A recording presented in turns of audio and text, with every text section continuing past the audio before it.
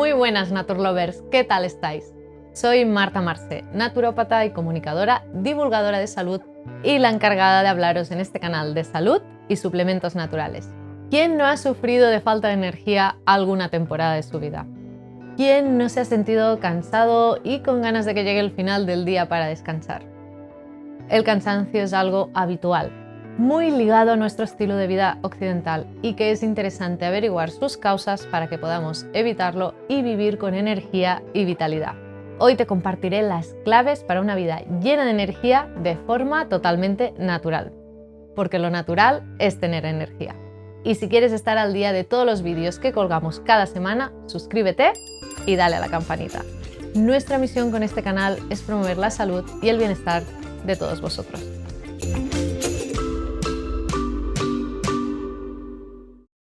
El cansancio o fatiga es una sintomatología normal en ocasiones de alta demanda física o mental en nuestra vida. Lo que no es normal es que nuestro estado habitual sea sentirnos cansados. Cuando esto sucede, es interesante revisar nuestro estilo de vida y alimentación y averiguar qué puede estar pasando para que nuestro organismo se ponga en modo ahorro de energía. Uno de los primeros aspectos donde debemos poner atención si sentimos fatiga recurrente es en la salud de nuestras suprarrenales.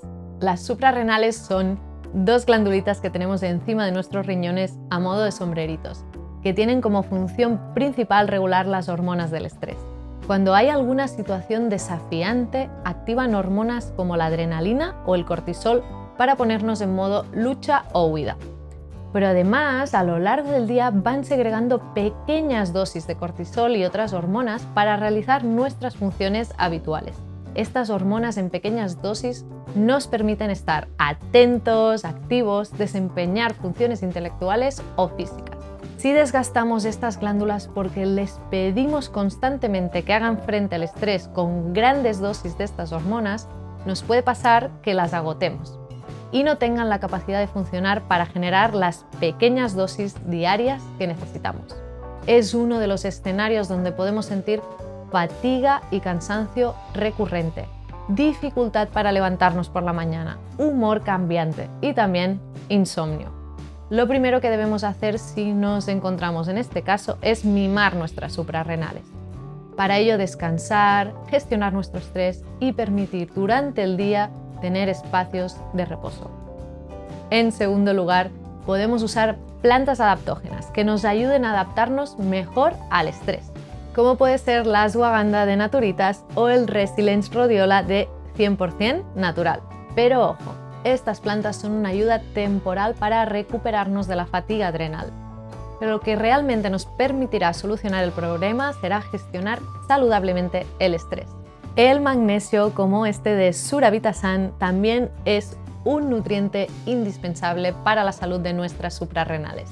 La próxima causa habitual del cansancio creo que te va a sorprender.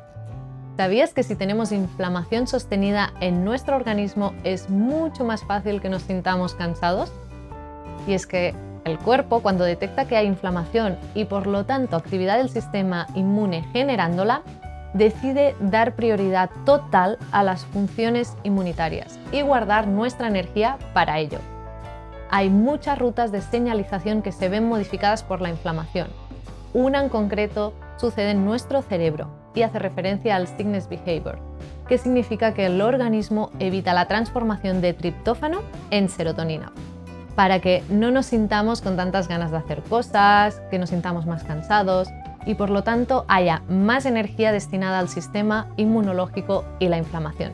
¿No es cierto que cuando estamos enfermos nos sentimos más decaídos y con ganas de guardar cama? Pues esto mismo es lo que sucede cuando tenemos inflamación. Abordar la inflamación implica reevaluar muchos aspectos de nuestra vida y alimentación, que abarcan desde nuestro sueño, el tipo de alimentación, el estado de la microbiota intestinal o los niveles de vitamina D. Por eso mismo os dejo el vídeo que grabamos hablando de vida y alimentación antiinflamatoria.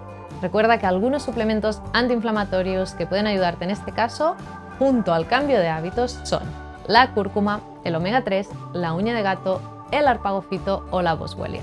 Así que si nos sentimos con falta de energía, lo primero será revisar cómo están nuestros niveles de cortisol y hacer una buena gestión del estrés. Y sobre todo mimar nuestras suprarrenales. Y además observar cómo está nuestra inflamación y adoptar un estilo de vida y alimentación antiinflamatorio.